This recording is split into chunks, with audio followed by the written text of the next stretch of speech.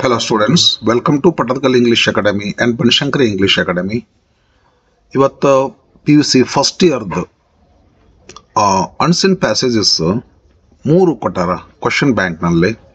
ಈ 2025-26ನಲ್ಲಿ question bank ಏನ್ಬಿಟ್ರಲ್ಲ ಅದರೊಳಗೆ ಈಗ ಆಲ್ರೆಡಿ ಒಂದು ಪ್ಯಾಸೇಜನ್ನು ತಮಗೆ ಕಳಿಸ್ಕೊಟ್ಟೇನೆ. ಪ್ಯಾಸೇಜ್ ರೀಡಿಂಗ್ ಮಾಡೋದು, ಸ್ವಲ್ಪ ಕಾಂಪ್ರಹೆನ್ಷನ್ ಮಾಡ್ಕೊಳ್ಳೋದು, ಆಮೇಲೆ ಕೊಟ್ಟ ಕ್ವಶನ್ಗೆ ಆನ್ಸರ್ ಬಿಡಿಸೋದು, ಇದೆಲ್ಲ ಮಾಡಿ ಒಂದು ಪ್ಯಾಸೇಜ್ ಮಾಡಿಕೊಟ್ಟೇನೆ. ಇವಾಗ ಬರ್ತಾವಂತ ಹೇಳಿಕ್ಕೆ ಆಗೋದಿಲ್ಲ, ಒಂದು ಪ್ರಾಕ್ಟೀಸ್ ಅಂತ ತಿಳ್ಕೊಡ್ರಿ ಅವ್ರೆ ಯಾವ ರೀತಿ ಬಿಡಿಸ್ಬೇಕು ಅಂತ ಹೇಳಿ ಅಷ್ಟೇ. ಆದರೆ ಇದೆ ಅಂದರೆ ಸ್ವಲ್ಪ ಹಂಗೆ ಹೇಳಕ್ಕಾಗ್ತತ್ರೆ. ಹೌದಾ, ಕೊಟ್ಟಂಥದ್ದು ಐತಿ, ಒಂದು ವಿಶ್ವಾಸದಿಂದ ಏನೋ ಮಾಡಿಬಿಡೋದು, ಅದೇ ಬರಲಿಕ್ಕೂ ಬೇರೆದನ್ನು ಮಾಡಲಿಕ್ಕಾದ್ರೂ ನಮಗೆ ಡೆಫಿನೆಟ್ಲಿ ನಮಗೆ ಎಕ್ಸ್ಪೀರಿಯೆನ್ಸು ಹೆಲ್ಪ್ ಆಗ್ತದೆ. ಈ ಫಸ್ಟ್ ಒಂದು ಪ್ಯಾಸೇಜ್ ಬಿಡಿಸ್ಬೇಕಾದ್ರೆ 2 ಥರದ ರೀಡಿಂಗ್ ಮಾಡ್ಬೇಕ್ರಿ. ಒಂದು ಸ್ಕೀಯಿಂಗ್, ಇನ್ನೊಂದು ಸ್ಕ್ಯಾನಿಂಗ್ ಅಂಥೇಳಿ 2 ಥರದ ರೀಡಿಂಗ್. ಅದು ಸ್ಕೀಯಿಂಗ್ ಅಂದರೆ ಇಡೀ ಪ್ಯಾರಾಗ್ರಾಫು ಅವ್ರೇನು ಇಡೀ ಪ್ಯಾಸೇಜನ್ನು 1 ನಿಮಿಷದಲ್ಲಿ 2 ನಿಮಿಷದಲ್ಲಿ ಹಂಗೆ ಬರ್ಡ್ ವ್ಯೂ ಹಂಗೆ ಬರ ನೋಡ್ಕೊತ ಹೋಗ್ಬಿಡ್ಬೇಕು. ಯಾಕೆ ಅಂತ ಕೇಳಿದ್ರೆ ಆ ಪ್ಯಾಸೇಜ್ ಯಾವ ವಿಷಯ ಕುರಿತು ಐತೆ ಅಂತ ತಿಳ್ಕೊಂಡು ನಮ್ಗೆ ಗೊತ್ತಾಗ್ಬಿಡ್ತೈತಿ. ಎಕ್ಸಾಮ್ದಲ್ಲಿ ಇದೆಲ್ಲ ಆಗೋದ್ರಿ. ಬೇಗ ಒಂದು ಕ್ಷಣದೊಳಗೆ ಕಣ್ಣು ನೋಡ್ಕೊತ ಸ್ಟಾರ್ಟಿಂದ ಎಂಡ್ ತನಕನೂ ಹೋಗಿಬಿಡ್ಬೇಕು. ಪ್ಯಾಸೇಜ್ ಇದ್ರ ಬಗ್ಗೆ ಐತಿದು, ಏರ್ ಪೊಲ್ಯೂಷನ್ ಬಗ್ಗೆ ಐತಿದು, ಅಥವಾ ಇದು ಯಾವುದೋ ಒಂದು ಜಾನಪದ ಗೀತೆ, ಜಾನಪದ ಸಾಹಿತ್ಯದ ಬಗ್ಗೆ ಐತಿ, ಅಥವಾ ಯಾವುದೋ ಸೈಂಟಿಸ್ಟ್ ಲೈಫ್ ಬಗ್ಗೆ ಐತಿ, ಲೂಯಿ ಪಾಶ್ಚರ್ ಅವ್ರದ್ದು, ಅದು ನಮಗೆ ಹೆಲ್ಪ್ ಆಗ್ತದೆ. ಆಮೇಲೆ ಇದು ಫಸ್ಟ್ ರೀಡಿಂಗು, ಅದು ಸ್ಕೀಯಿಂಗ್ ಆದಮೇಲೆ ಸ್ಕ್ಯಾನಿಂಗ್ ಮಾಡ್ಬೇಕಂತದ. ಸ್ಕ್ಯಾನಿಂಗ್ ಅಂದರೆ ಡಾಕ್ಟರ್ ಸ್ಕ್ಯಾನಿಂಗ್ ಮಾಡ್ತಾರಲ್ಲ ಆ ತರಹ ಪ್ರತಿ ವರ್ಡನ್ನು ಸಹಿತ ಸ್ಕ್ಯಾನಿಂಗ್ ಮಾಡಬೇಕು. ಇಲ್ಲೈತಲ್ಲ ಎಡ್ಗರ್ ಅಲನ್ ಪೋ ಅಂತೇಳಿ ಇಂಪಾರ್ಟೆಂಟ್ ವರ್ಡ್ ಇದು. ಇದ್ರ ಮ್ಯಾಗ ಕ್ವಶನ್ ಬರೋ ಸಾಧ್ಯತೆ ಐತಿ ಕೆಳಗೆ. ಅದಕ್ಕೆ ಇಂಥ ವರ್ಡ್ಸ್ಗಳನ್ನ ಲಕ್ಷ್ಯ ಕೊಟ್ಟು ನೋಡ್ಕೊತ ಹೋಗ್ಬೇಕು ಓದುವಾಗ. ಇಂಥ ವರ್ಡ್ಸ್ ನೋಡ್ರಿ, ಇಲ್ಲೇ ಇಯರ್ ಅದ, ಇಸ್ವಿ ಅದ, ಅದನ್ನು ನೋಡ್ರಿ, ಇಲ್ಲೊಂದು ಏಜ್ ಅದ, ಅದನ್ನು ನೋಡ್ರಿ, ಇಲ್ಲೊಂದು ಶಬ್ದದ ಮೀನಿಂಗು ಅದೇನು ಅವಶ್ಯಕತೆ ಬರ್ತದೆ, ಇಲ್ಲೊಂದು ಇದೆಲ್ಲ ಕೃತಿಗಳದಾವ್ರಿ, ಇಲ್ಲೇ ಬರೆದಂಥ ವರ್ಕ್ಸ್ಗಳದಾವ್ರಿ, ಇಂಥದ್ದು ಎಲ್ಲ ಇವೆಲ್ಲ ಏನಾಗ್ತಾವ್ರಿ, ಇದೆಲ್ಲೊಂದು ನಂಬರ್ ಅದ, ಏಜ್ ಅದ, ಯಾವ ಏಜ್ಗೆ ಇಲ್ಲೊಂದು ಏನೋ ಘಟನೆ ಆಗ್ತದೆ, ಇಲ್ಲೊಂದು ಏಜ್ಗೆ ಏನೋ ಘಟನೆ ಆಗ್ತದೆ, ಇಲ್ಲೇ ಹುಟ್ಟಿದ್ದಾಗ್ತದೆ, ಇಲ್ಲೇ ಸತ್ತದ್ದಾಗ್ತದೆ, ಇಲ್ಲಿ ಇಸ್ವಿ ಅದ, ಇಲ್ಲೇ ಏಜ್ ಅದ. ಇವೆಲ್ಲ ಈ ಪಾಯಿಂಟ್ಗಳ ಮೇಲೆ ಕೆಳಗೆ ಕ್ವಶನ್ಸ್ ಇರ್ತಾವೆ. ಇಂಥ ಪಾಯಿಂಟ್ಗಳನ್ನು ಸ್ಕ್ಯಾನ್ ಮಾಡ್ಕೊತ ಹೋಗಬೇಕು. ಇವೆಲ್ಲ is, was, has, have, eat, drink ಇವೆಲ್ಲ ಬರೋದಿಲ್ಲ, ಅವು ಇಂಪಾರ್ಟೆಂಟ್ ವರ್ಡ್ಸ್ ಅಲ್ಲ. ಯಾವ್ದು ಇಂಪಾರ್ಟೆಂಟ್ ವರ್ಡ್ಸ್ ಅಂದರೆ ಯಾವ ಪಾಯಿಂಟ್ ಮೇಲೆ ಕೆಳಗೆ WH ಕ್ವಶನ್ನು ಕೇಳೋ ಸಾಧ್ಯತೆ ಐತಿ, ಅವೆಲ್ಲ ಇಂಪಾರ್ಟೆಂಟ್ ಪಾಯಿಂಟ್ ಅಂತ ಅನಿಸ್ಕೊಂತಾವ. ರೀಡಿಂಗ್ ಮಾಡುವಾಗ ನಾವು ಅವುಗಳ ಕಡೆ ಗಮನ ಕೊಟ್ಟು ಆ್ಯಕ್ಚುಲಿ ಅದನ್ನು ಪೆನ್ಸಿಲಲ್ಲಿ ಅಂಡರ್ಲೈನ್ ಮಾಡ್ಬೇಕಂತದ. ಆದರೆ ಎಕ್ಸಾಮಿನೇಷನ್ದಲ್ಲಿ ಹಂಗೆ ಮಾಡುವಂಗಿಲ್ಲಲ್ಲ, ನಿಮಗೆ ಗೊತ್ತೈತಿ. ಆದ್ದರಿಂದ ನಾವೇನು ಮಾಡಬೇಕು ಅಂತಂದ್ರೆ ಅದನ್ನು ಮನಸ್ಸಿನಾಗ ಹೆಚ್ಚು ನಾವು ಕಾನ್ಸಂಟ್ರೇಟ್ ಮಾಡ್ಕೋಬೇಕು ಈ ಪಾಯಿಂಟ್ ಮೇಲೆ ಕೆಳಗೆ. ಯಾಕಂದ್ರೆ ಮೊದಲು ರೀಡಿಂಗ್ ಮಾಡ್ತೀರಿ, ಅನಂತರ ಕ್ವಶನ್ಗೆ ಹೋಗ್ತೀರಿ ನೀವು. ಅದಕ್ಕೆ ನೀವು ಕೆಳಗೆ ಯಾವ ಈ ವಿಷಯ ಕುರಿತು ಕ್ವಶನ್ ಕೇಳೋ ಸಾಧ್ಯತೆ ಐತಿ ಅನ್ನಿಸ್ತದ ಆ ವರ್ಡ್ಸ್ಗಳ ಕಡೆ ಹೆಚ್ಚು ಸ್ವಲ್ಪ ಎಂಫಸೈಸ್ ಮಾಡಿ ರೀಡಿಂಗ್ ಮಾಡ್ಕೊಂಡು ಮುಂದೆ ಹೋಗ್ಬಿಡೋದ್ರೆ. ಹಿಂಗೆ ಮಾಡಿಕೊಂಡು ಹೋಗಿ ಆನ್ಸರ್ ಬಿಡಿಸೋ ರೀತಿ ಹಂಗಂತಂದ್ರೆ ಸರಿಯಾಗಿ ಕ್ವಶನ್ ನಂಬರ್ 30 ಏನು ಆಧಾರ ಇದ್ರಿ, ಸರಿಯಾಗಿ ಕ್ವಶನ್ ನಂಬರ್ ಹಾಕ್ರಿ. ಹಾಕಿಬಿಟ್ಟು ಇಲ್ಲೇ 9 ಕ್ವಶನ್ಸ್ ಇರ್ತಾವ್ರಿ. 1 2 3 4 ಅಂತಿರೋದಿಲ್ಲ, ABCD ಅಂತಿರ್ತಾವ, ಐ ತನಕ ಇರ್ತಾವ. ನೀವು ಆನ್ಸರ್ ಮಾಡುವಾಗ ಏನು ಮಾಡ್ಕೋಬೇಕಂತಂದ್ರೆ ABCD ಸಿರಿಯಲ್ ಆಗಿ ಬರಿಬೇಕ್ರಿ. ಮತ್ತು ಎಲ್ಲ 9 ಕ್ವಶನ್ಸ್ಗಳನ್ನ ಒಂದು ಕಡೆನೇ ಬರಿಬೇಕ್ರಿ ಆನ್ಸರ್ ಶೀಟ್ನೊಳಗೆ. ಈಗ ಒಂದು 4-5 ಕ್ವಶನ್ ಒಂದು ಕಡೆ ಬರೆದ್ರಿ, ಮತ್ತೊಂದು ಯಾವುದೋ ಬೇರೆ ಕ್ವಶನ್ ನಡ್ಬರ್ಕ್ ಹಾಕಿದ್ರಿ, ಮುಂದೊಂದು ಪೇಜ್ನಾಗ ಉಳಿದ 4-5 ಬರೀತೀನಿ ಅಂದ್ರೆ ಅದನ್ನು ವ್ಯಾಲ್ಯೂ ಮಾಡೋದಿಲ್ಲ. ಇವತ್ತು ಕ್ಲಿಯರಾಗಿ ಗೊತ್ತಿರಲಿ ನಿಮಗೆ. ಈ ಎಲ್ಲ 9 ಕ್ವಶನ್ಸು ಒಂದು ಪೇಜ್ನಾಗ ಇರ್ಬೇಕ್ರಿ. ಮತ್ತು ಆಮೇಲೆ ಸೀರಿಯಲ್ನು ಬರೀರಿ.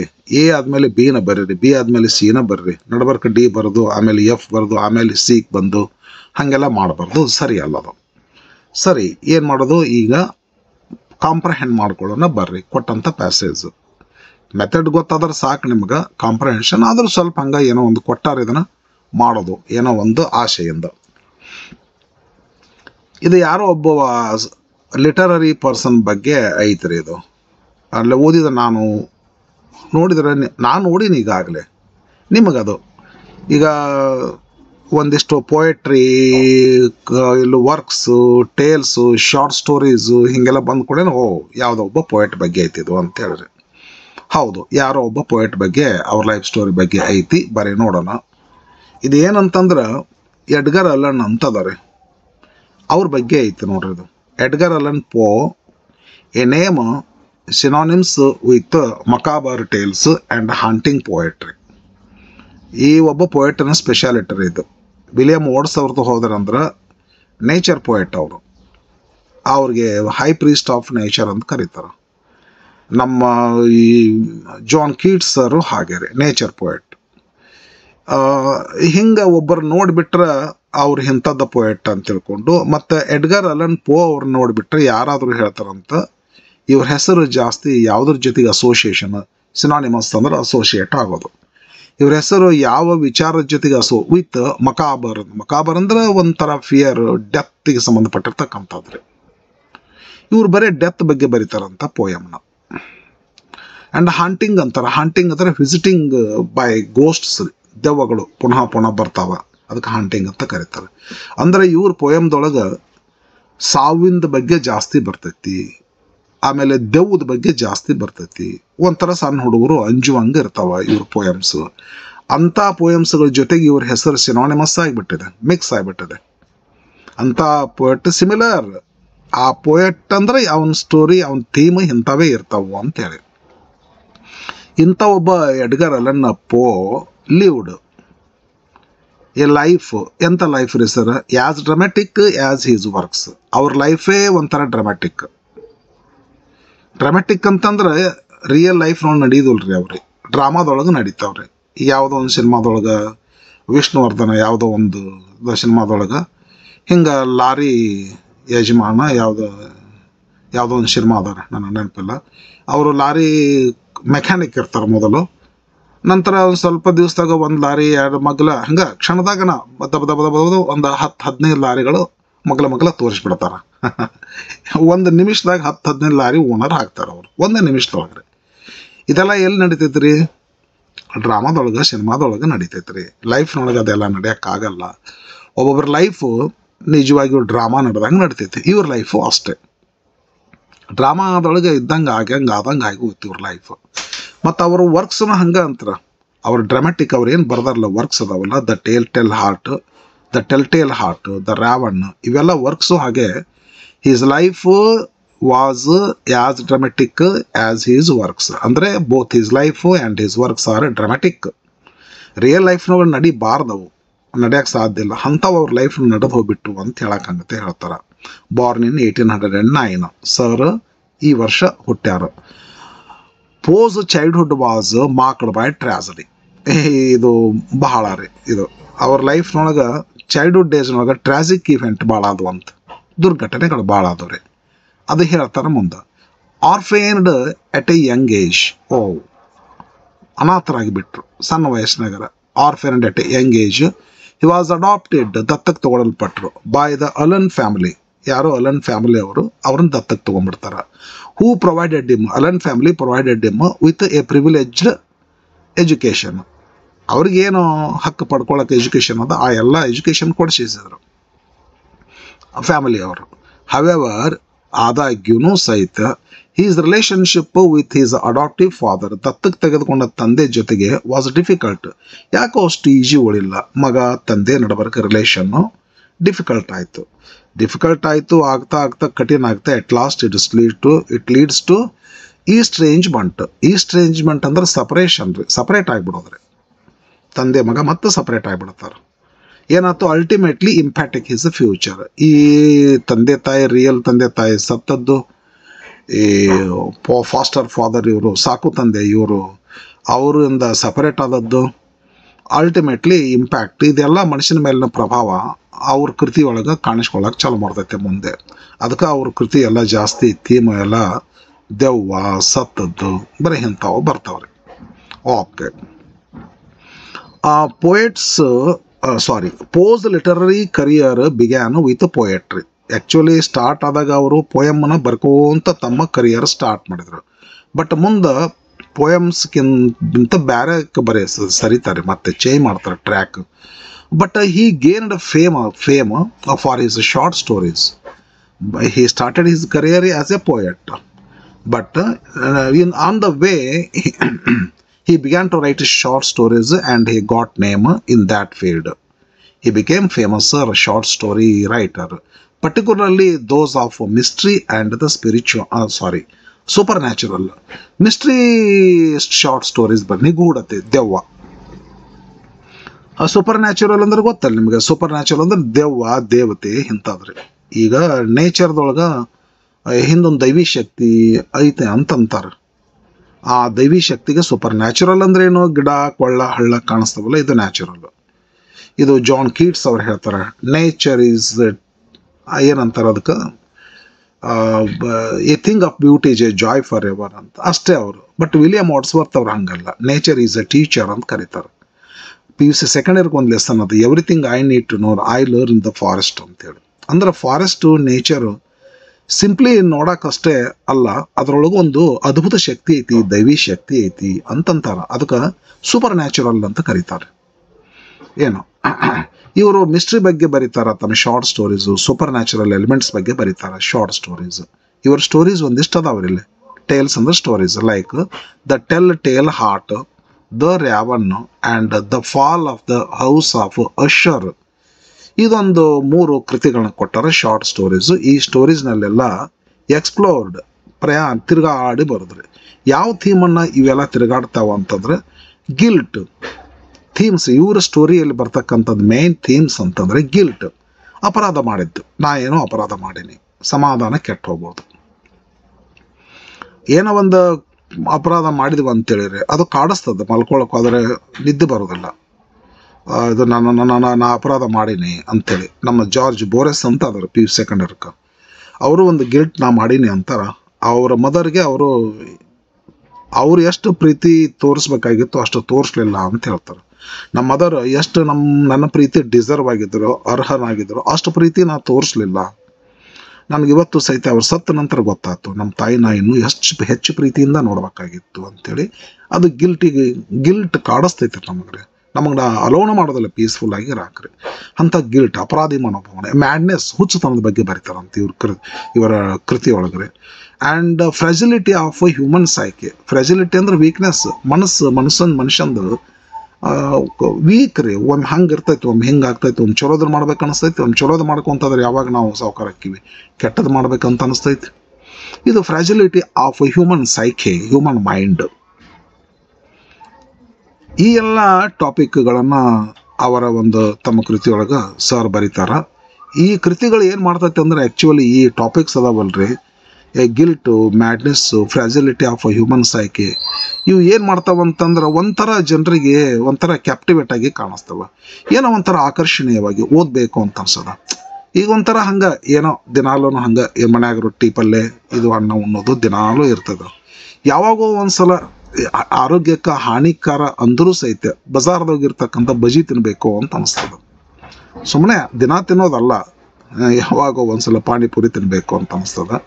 ಆರೋಗ್ಯಕ್ಕೆ ಹಾನಿಕರ ಅಂತ ಗೊತ್ತಿದ್ರು ಸಹಿತ ಸ್ವಲ್ಪ ಟೇಸ್ಟ್ ನೋಡಬೇಕು. ಜೀವ ಮುನ್ನ ಹಂಬಲ ಬಯಸ್ತೈತಿ. ಅದಕ್ಕೆ ಕೆಲವ್ದು ರೀಡರ್ಸ್ಗೆ ಏನು ಮಾಡ್ತೈತಿ ರೀ, ಸಹಜ ಓದಿ ಇಂಥದ್ದು ಒಂದು ಸ್ವಲ್ಪ ಓದಬೇಕು. ಯಾಕಂದ್ರೆ ಸಿಕ್ಕಾಪಟ್ಟೆ ಕ್ಯಾಪ್ಟಿವೇಟಿವ್ ಇರ್ತಾವ್ರಿ, ಇವ್ರಿ ಆಕರ್ಷಣೀಯವಾಗಿರ್ತಾವ್ರಿ. ಹಾಗಾಗಿ ಆ ಒಂದು ಕ್ವಾಲಿಟಿ ಏನದಲ್ಲ, ಅವ್ರ ಕೃತಿಗಳಿಗೆ ಹೆಚ್ಚು ರೀಡರ್ಸನ್ನು, ಫಾಲೋವರ್ಸನ್ನು ಮಾಡುವಂಥ ಕೆಪಾಸಿಟಿ ಈ ಥೀಮ್ದಿಂದಾಗಿ ಇತ್ತು. Captivating readers with an eerie atmosphere. Eerie ಅಂತಾರೆ ಒಂಥರ ದೆವ್ವ, ಭೂತ, ಅನ್ಯೂಸುವಲ್ ರೀ ಈರಿ ಅಂತ ಹೇಳ್ಕೊಂಡು. ಈ 9th ಇಂಗ್ಲೀಷ್ ಮೀಡಿಯಮ್ ಒಂದು ಲೆಸನ್ ಬರ್ತದೆ. ನೀವೇನಾದರೂ 9th ಇಂಗ್ಲೀಷ್ ಮೀಡಿಯಮ್ ಆಗಿದ್ದರೆ ಮಾರಿಸಸ್ ಒಂದು ಲೆಸನ್ ಅದ R.K. ಲಕ್ಷ್ಮಣ್ ಸರ್ದು. ಅದ್ರಾಗ ಈರಿ ಥಿಂಗ್ಸ್ ಅಂತ ಬರ್ತಾವ್ರಿ. ಯಾವುದನ್ನು ನೋಡಿದ್ರೆ ಒಂಥರ ಭಯ ಆಗ್ತಿರ್ತದ, ಅದು ಈರಿ ರೀ, ಹೌದಲ್ಲ. ಈರಿ ಅಟ್ಮಾಸ್ಫಿಯರ್ ಇರ್ತೈತಿ. While we are reading his stories, we are in the atmosphere of eerie atmosphere ಇರ್ತೀವಲ್ಲ, ಒಂಥರ ವಿಶೇಷ ಅನುಭವ ಅಂತ ಅನಿಸ್ತದ. ಅದಕ್ಕೆ ಅದನ್ನು ನೋಡಬೇಕು ಅಂತ ಅನಿಸ್ತದ. ಸೈಕಲಾಜಿಕಲ್ ಇಂಟೆನ್ಸಿಟಿ ಇರ್ತೈತಿ, ಅದ್ರೊಳಗೆ ಸೈಕಲಾಜಿಕಲ್ ಫೋರ್ಸ್ ಇರ್ತೈತಿ. ಒಂಥರ ಮಾನಸಿಕವಾಗಿರ್ತಕ್ಕಂಥ ಸಂಬಂಧಪಟ್ಟಿರ್ತಕ್ಕಂಥದ್ದು. ಎಂಟರ್ಟೈನ್ಮೆಂಟ್ ಅಲ್ಲ, ತಲೆ ಕೆಡಿಸುವಂಥವ್ರಿ ಇವ್ರಿ, ಹುಚ್ಚು ಹಿಡಿಸುವಂಥವ್ರಿ. ಏನಾರ ಆಗ್ಬೋದು. ನಾವು ಒಂದು ಸಾರಿ ಹಿಂಗೆ ಇವನ್ನ ಭಾಳ ಓದ್ಕೊಂತ ಹೋದ್ರೆ ಒಮ್ಮೆ ಹೆಂಗರ ನಮ್ಮಿಂದ ಏನಾದರೂ ಹೆಂಗತೆ ಆಗ್ಬೋದು ರೀ. ಆ ಥರದ ಥೀಮ್ ಇರ್ತಕ್ಕಂಥ ಸ್ಟೋರಿಗಳು, ಶಾರ್ಟ್ ಸ್ಟೋರಿಗಳನ್ನ ಸರ್ ಬರೆದಿರೋರು ಅಡ್ಗರೆಯಲ್ಲನ್ನು. Despite his a literary success, he was successful person as a literary person ರೀ, ಭಾಳ ಸಕ್ಸಸ್ಫುಲ್ಲು. ಬಟ್ ಪರ್ಸನಲ್ ಲೈಫಿಗೆ ಬಂದರೆ ಅದೇನೋ ಸ್ಯಾಡ್ ಇತ್ತಂತ ನೋಡ್ರಿ. Despite his a literary success, Poe's life was plagued ಅಂದರೆ continuously tortured by personal demons, personal evil thoughts ರೀ. ತಲೆಯೊಳಗೆ ದೆವ್ವದಂಥ ಪಿಸಾಚಿ ಅಂತ ತಲೆಯೊಳಗೆ ವಿಚಾರಗಳು ಬರ್ತಿದ್ವಂತೆ. ಹೆಂಗಾರ ಮಾಡೋದ್ರಿ. ಯಾವ ಏನು ಮುಂಜಾನೆ ಎದ್ದು ಏನಕ್ಕೇನಾರ ಸರಿಯಾಗಿ ಮಂದಿ ಜನ ಮಾತಾಡೋಂಗಿಲ್ಲ, ಸರಿಯಾಗಿ ಸ್ನಾನಾಗೇನ ಮಾಡೋ ಫ್ರೆಶ್ ಇಲ್ಲ, ದೇವ್ದ ಗಚ್ಚ ಹೊರತ್ರಾಗಿ ತಿನ್ನೋದು, ಹೆಂಗೆ ಬೇಕು ಹಂಗೆ ಮಾತಾಡೋದು, ಒಂಥರ ಹಿಂಗತೆ ತಲೆಯೊಳಗೆ ಹೆಂಗತೆ ರೀ. ಮಾನಸಿಕ ಒಂದು ಕೆಟ್ಟ ಆಗಿಬಿಟ್ಟತ್ತ ಇದು. ಯಾವ ಮನ್ಯಾಗ ಮೊದಲೇ ಹಂಗಾಯ್ತಲ್ಲ, ಪೇರೆಂಟ್ಸ್ ಒಂದಿಲ್ಲ ಲವ್ ತೋರ್ಸಕ್ರಿ, ಸಾಕು ತಂದೆಯವರು ಅವರಿಂದನೂ ಸಪ್ರೇಟ್ ಆದರು, ಅವ್ರ ಲವ್ನೂ ಇಲ್ಲ. ಹಿಂಗಾಗಿ ಎಲ್ಲ ಬರೀ ಇಂಥದ್ದು ಪರ್ಸನಲ್ ಡೆಮಾನ್ಸ್, ತಲೆ ಒಳಗೆ ದೇವ್ದಂಥ ವಿಚಾರಗಳು. ಈ ಸ್ಟ್ರಗಲ್ ವಿತ್ ಆಲ್ಕೋಹಾಲಿಸಮ್, ಇದು ಬೇರೆ ಸೇರೈತಿ. ಮತ್ತು ಅವಾಗ ಏನಾಗ್ಬಿಡ್ತೈತೆ ರೀ, ಇವೆಲ್ಲ ಆಲ್ಕೋಹಾಲಿಸಮ್, ಈ ಮದ್ಯಪಾನ ಚಾಲು ಮಾಡಿಬಿಡ್ತಾರೆ. ಆ್ಯಂಡ್ ಡಿಪ್ರೆಷನ್ ಆಗಿಬಿಡ್ತಾರೆ, ಹ್ಯಾಪಿನೆಸ್ ಹೋಗ್ಬಿಡ್ತೈತೆ ರೀ. ಸೊ ನಮಗೇನೋ ಒಂಥರ ಐ ಆಮ್ ಆಡ್ ಮ್ಯಾನ್ ಅಂತ ಅನಿಸ್ಬಿಡ್ತೈತೆ ರೀ. ನನಗೆ ಬೇರೆಯವರಿಗಿರೋ ಹ್ಯಾಪಿನೆಸ್ ಇಲ್ಲ, ಹಿಂಗೆ ಸತ್ಬಿಡಬೇಕು, ಹಿಂಗೆಲ್ಲ ಬರ್ತದೆ. ಇಂಥ ಒಂದು ಪ್ರಸಂಗದೊಳಗೆ ಮ್ಯಾರೇಜ್ ಆಗ್ತದೆ ಅವ್ರದ್ದು. His marriage to Virginia Clemm brought him a brief period of happiness. ಓ ಸಂತೋಷ, ಇವರು ಮದುವೆ ಆಗ್ತಾರೆ ಒಬ್ಬರು ಹೆಣ್ಮಗಳಿಗೆ, ವರ್ಜಿನಿಯಾ ಕ್ಲೆಮ್ ಅಂತ ತಿಳ್ಕೊಂಡು. ಮದುವೆ ಆದ ನಂತರ ಆ ಹೆಣ್ಮಗಳದಿಂದಾಗಿ ಇವ್ರ ಲೈಫ್ನೊಳಗೆ ಒಂದು ಸ್ವಲ್ಪ ಹ್ಯಾಪಿನೆಸ್ ಬಂತು. ಬಟ್ ಅದು ಟೆಂಪರರಿ ಅಂತಾರೆ ಇಲ್ಲಂತ ನೋಡಿ, ಏನಂತ ಬ್ರೀಫ್ ಪೀರಿಯಡ್ ಅಂತಾರೆ. ಅದು ಸಂತೋಷ ಸ್ವಲ್ಪ ದಿವಸ ಇದೇನಂತ ಕರೀತಾರೆ, ಟೆಂಪರರಿ ಇತ್ತು ಅಂತಾರೆ, ಮೊಮೆಂಟರಿ ಇತ್ತು ಅಂತಾರೆ. ಮತ್ತೇನಾಯ್ತು ಅಂದರೆ, ಬಟ್ ಹರ್ ಟ್ರಾಜಿಕ್ ಡೆತ್, ಅಯ್ಯೋ ಅವ್ರ ಹೆಂಡ್ತಿ ಸತ್ಬಿಟ್ರಂತೆ ಫ್ರಮ್ ಅ ಟ್ಯೂಬರ್ಕ್ಯುಲಾಸಿಸ್, TB ರೀ. ಈ ಅವರ ಮದುವೆ ಅವರ ಹೆಂಡತಿಯ ಸಾವು ಏನಂತಲ್ಲ, ಪ್ಲಂಜ್ಡ್, ಅವ್ರನ್ನ ನೂಕಿ ಬಿಟ್ಟಿತ್ತು ಇಂಟು ಎಲ್ಲಿ ಅಂದರೆ ಎ ಡೀಪ್ ಅಬೀಸ್. ಎ ಡೀಪ್ ಅಬೀಸ್ ಅಂದರೆ ಆಳವಾದ ತೆಗ್ರಿ, ಬಾಟಮ್ ಕಾಣೋದೇ ಇಲ್ಲ, ತೆಗ್ಗು. ಅಬೀಸ್ ಆಫ್ ಗ್ರೀಫ್, ದುಃಖದ ತೆಗ್ಗಿನೊಳಗೆ ಅವ್ರ ಹೆಂಡತಿ ಸಾವು ಇವ್ರನ್ನ ತಳ್ಳಿಬಿಡ್ತು. ದುಃಖದ ಸಾಗರ ತೆಗ್ಗು ಅಂತಾರೆ, ಮೆಟಫಾರಿಕಲ್ ಆಗಿ ಯೂಸ್ ಮಾಡ್ತಾರೆ.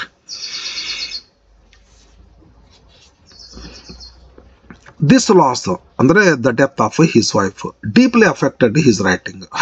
ಮೊದಲವ ಆರ್ಫೈನ್ ಆದದ್ದು ಒಂದು ಅಫೆಕ್ಟ್ ಆಗಿತ್ತು, ಮತ್ತು ಈ ಸರ ಡೆತ್ ಆಫ್ ಹಿಸ್ ವೈಫ್ ಅದು ಅವರ ಕೃತಿಯೊಳಗೆ ಅಫೆಕ್ಟ್ ಕಾಣಿಸ್ಲಕತ್ತು. ಈಗಾಗಲೇ ಇರ್ತಕ್ಕಂಥ ಥೀಮ್ಗೆ ಮತ್ತೊಂದು layer, adding a layer of sadness. ಹೆಂಡತಿ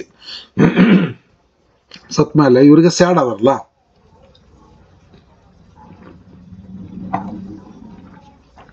ಆ ಒಂದು ಫೀಲಿಂಗ್ ಏನಾತ್ರಿ ಇವ್ರ ಕೃತಿಯೊಳಗೆ ಕಾಣಿಸ್ಕೊಳಕತ್ತೀವಿ. ಒಂಥರ ಜನರಿಗೆ ಒಂಥರ ಥ್ರಿಲ್ಲಿಂಗ್ ಕಾಣಿಸೋದು, ಒಂಥರ ಹೊಸತನ ಕಾಣಿಸೋದು.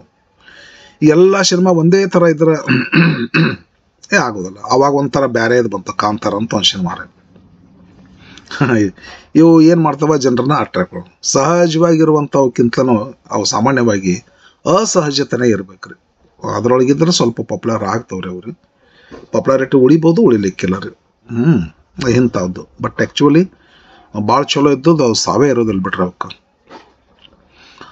ಹಿಂಗೆ ಸರ್ದು ಹಿಂಗತೆ ಆಯ್ತಿರೋದು. Adding a layer of sadness to his already dark and introspective works ಇದ್ದು ರೀ.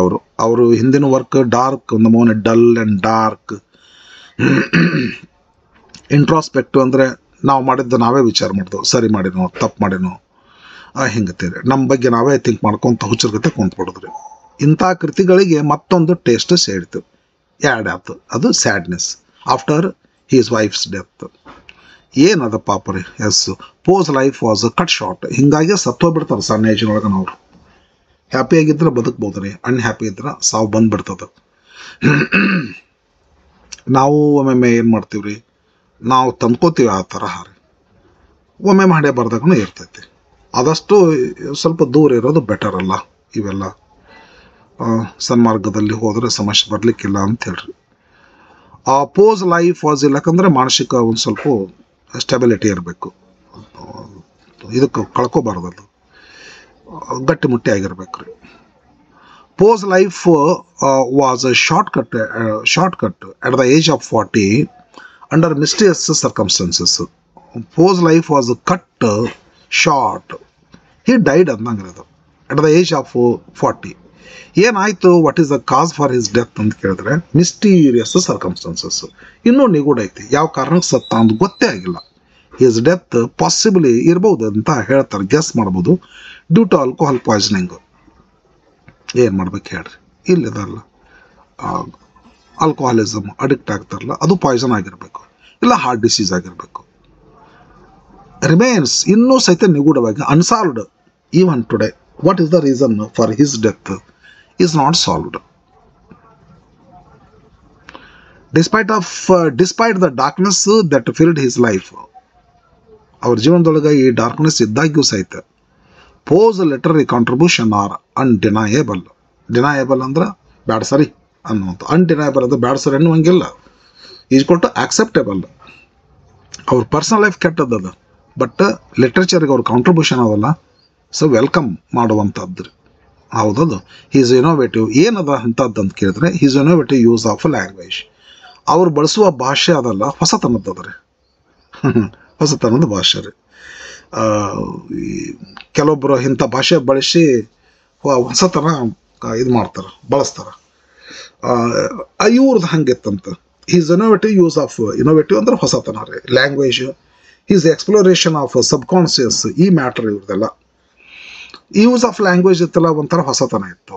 ಆ್ಯಂಡ್ ಎಕ್ಸ್ಪ್ಲೋರೇಷನ್ ಅಂದರೆ ತಿರುಗಾಡಿ ಬರುವಂಥ ಒಂದು ವಿಚಾರ ಎಲ್ಲೆಲ್ಲಿ ಹೋಗ್ತಿದ್ರು ಇವ್ರದ್ದು, ಯಾವ್ಯಾವ ಪಾಯಿಂಟ್ ಮೇಲೆ ಬರ್ತಿದ್ರು ಅಂದರೆ ಸಬ್ಕಾನ್ಷಿಯಸ್. ಸಬ್ಕಾನ್ಷಿಯಸ್ ಅಂದ್ರೆ ಗೊತ್ತೈತನ್ರಿ, ನಮಗೆ ಗೊತ್ತಿರಲಾದಾಗ ನಮ್ಮ ಮನಸ್ಸು ಏನೋ ಕೆಲಸ ಮಾಡ್ತಿರ್ತೈತಿ, ಸಬ್ಕಾನ್ಷಿಯಸ್ ಅಂತ ಕರೀತಾರೆ. ಈಗ ನಾವು ಇಲ್ಲಿಂದ ಒಂದು 10 ಕಿಲೋಮೀಟ್ರ್ ನಾವು ಹೋಗ್ತಿರ್ತೀವಿ ರೀ, ಏನಂದ್ರೆ ಮನಸ್ಸು ಕೆಲಸ ಮಾಡ್ತಿರ್ತೈತಿ, ಗಾಡಿ ಮೇಲೆ ಹೊರಗೆ ಹೊಡಿತಿರ್ತೀವಿ ರೀ, ಇದು ಒಳಗೊಂದು ಏನೋ ನಡೀತಾ ಇರ್ತೈತಲ್ಲ, ಎಲ್ಲೆಲ್ಲೋ ಹೋಗ್ತೀರಿ, ಬಟ್ ಕರೆಕ್ಟಾಗಿ ಹೋಗ್ತದೆ. ಸ್ಪೀಡ್ ಬ್ರೇಕ್ ಬಂದ್ರೆ ಹತ್ತಿಸ್ತೀವಿ, ಇಳಿಸ್ತೀವಿ ರೀ, ಬಟ್ ವಿಚಾರ ಎಲ್ಲೋ ಇರ್ತದೆ. ರಾತ್ರಿ ಮಲ್ಕೊಂಡಾಗ ಹಂಗೆ ಆಗ್ತಿರ್ತದೆ, ನಿದ್ದೆ ಮಾಡ್ತಿರ್ತೀವಿ ರೀ, ಬಟ್ ಕನಸಿನ ರೂಪದೊಳಗೆ ಮನಸ್ಸು ಏನೋ ಒಂದು ಕೆಲಸ ಮಾಡ್ತಿರ್ತದೆ.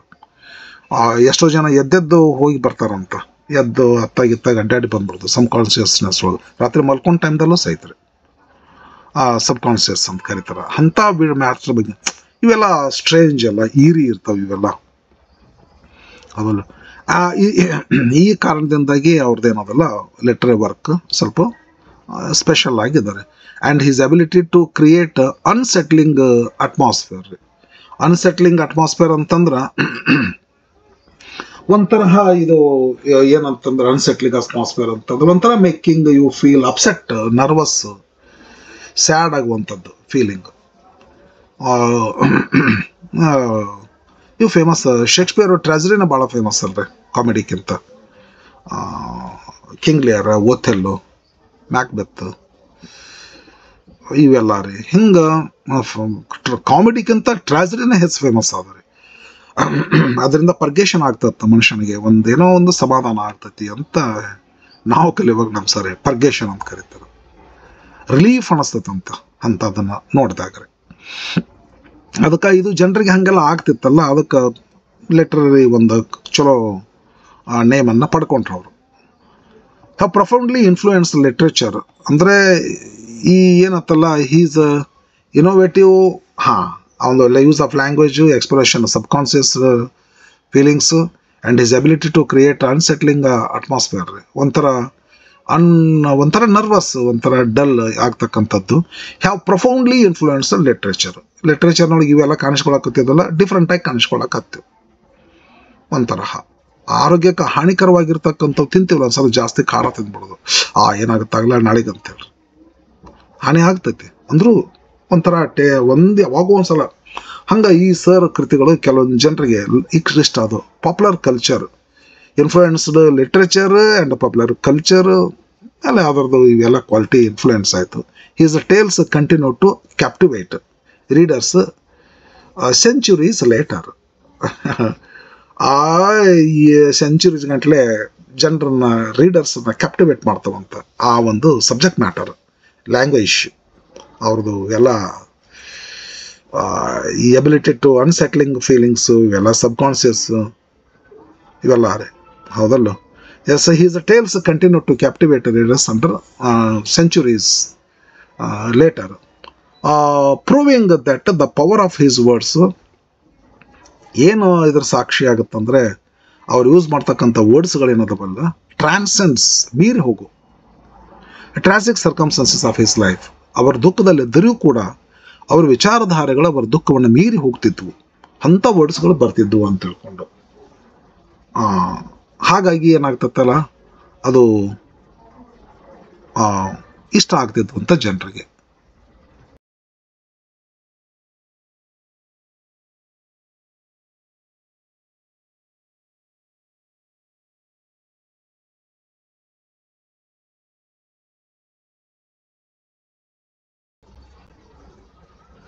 ಬರೀ ಕ್ವಶನ್ಸ್ ಅನ್ನು ನೋಡೋಣ. What significant event marked Edgar Allan Poe's childhood? ಭಾಳ ಇಂಪಾರ್ಟೆಂಟ್ ಅಲ್ರಿ. ಅವ್ರೇನು ಆರ್ಫೇನ್ ಆದದ್ರಿ ಇದು. He became famous, no he was orphaned at a young age. ಇದು ಕರೆಕ್ಟ್ ಆಗ್ತದ್ರಿ, ಇದ್ರ ಕರೆಕ್ಟ್ ಆಗ್ತದೆ. He won a poetry contest. ಇಲ್ಲ ಇಲ್ಲ ಇಲ್ಲ ಇಲ್ಲ, ಇದು ಕರೆಕ್ಟ್ ಆಗ್ತದ್ರಿ. ಐತಲ್ಲ ಅಲ್ಲ, ನೋಡೇವಲ್ರಿ, ಒಂದ್ಸಲ ನೋಡ್ಕೊರ್ಬೇಕ್ರಿ, ಹೊಳ್ಳಿ ನೋಡ್ಕೊಂಡು ಕನ್ಫರ್ಮ್ ಮಾಡ್ಕೊಂಡು ಬರೀರಿ. ಆರ್ಫೆಂಡ್ ಎಟ್ ಎ ಯಂಗ್ ಏಜ್. ನಾನು ನಿಮಗೆ ಅನುಕೂಲ ಆಗಲಿ ಅಂತ ಒಂಚೂರು ಅಂಡರ್ಲೈನ್ ಮಾಡಿಬಿಟ್ಟೇನೆ ರೀ ಇಂಪಾರ್ಟೆಂಟ್ ಪಾಯಿಂಟು. ಅವು ಕ್ವಶನ್ಗೆ ಆನ್ಸರ್ನು ಕೂಡ ಆಗೋ ಸಾಧ್ಯತೆ ಐತಿ. Second question, B question, what was the name of the family that adopted Edgar Allan Poe? ಅದು ಅಲನ್ ಫ್ಯಾಮಿಲಿ ರೀ, ಅದಕ್ಕೆ ಅವ್ರ ಹೆಸರಲ್ಲಿ ಬಂದದ ದ ಅಲನ್ ಫ್ಯಾಮಿಲಿ. ಅವ್ರನ್ನ ಅಡಾಪ್ಟ್ ಮಾಡ್ಕೊಂಡಿರ್ತಕ್ಕಂಥ family name. C question, what were some of the common themes explored in the Poe's short stories? Common themes ಅಂತ ಅಲ್ಲಿ ನೋಡಿದ್ವಲ್ರಿ, ಅದು ಇಲ್ಲದವಲ್ಲ. ಇದು guilt common themes explored, guilt, madness and the fragility of a human psyche. 3 ಥಿಂಗ್ಸನ್ನು ಬರಿಬೇಕಾಗ್ತದೆ ನೀವು.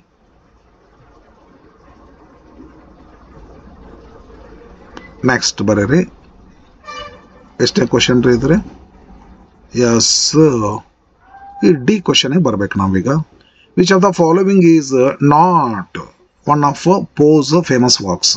Famous works ಇದು ಕೊಟ್ಟಾರ್ರಿ, ಇದು ಕೊಟ್ಟಾರ, ಇದು ಇಲ್ರಿ, ಇದು ಆನ್ಸರ್ ಆಗ್ತೈತಿ.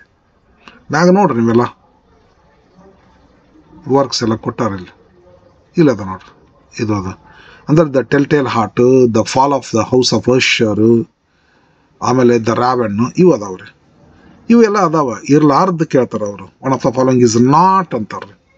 ಅಂದರೆ ಇದೇನೋ ಬರ್ದಾರಲ್ಲ, ಇದು ದ ಗ್ರೇಟ್ ಗಟ್ಸ್ ಬಾಯ್, ಇದು ಅಲ್ಲ. ಅದು ರೈಟ್ ಆನ್ಸರ್ ಆಗ್ತದೆ, ಅದನ್ನು ಬರಿಬೇಕಾಗ್ತದೆ. What event in Poe's life brought him a brief period of happiness? His marriage with ಅವರು ವರ್ಜಿನಿಯಾ ಕ್ಲೆಮ್. ಇಲ್ಲ ಐತೆ ನೋಡ್ರಿ, his marriage to Virginia Clemm brought him a brief period of happiness. ಮದುವೆ ಆದಮೇಲೆ ಸ್ವಲ್ಪ ಸಂತೋಷ ಕಂಡಿದ್ರು. ಅವ್ರ ಮ್ಯಾರೇಜ್ ಅವ್ರ ಸಂತೋಷವನ್ನು ತಂದು ಕೊಟ್ಟಿತ್ತು, ಜೊತೆಗೆ ಆರಾಗಿತ್ತು. ಪೇರೆಂಟ್ಸ್ ಅಂತೂ ಇರಲಿಲ್ಲ, ಸಿಸ್ಟರ್ಸ್ ಇದ್ರ ಇಲ್ಲ ಗೊತ್ತಿಲ್ಲ. ಆರ್ಫನೇಜ್ ಅಂದ್ರೆ ಹಂಗೆ ಆಗ್ತದೆ. ಅದು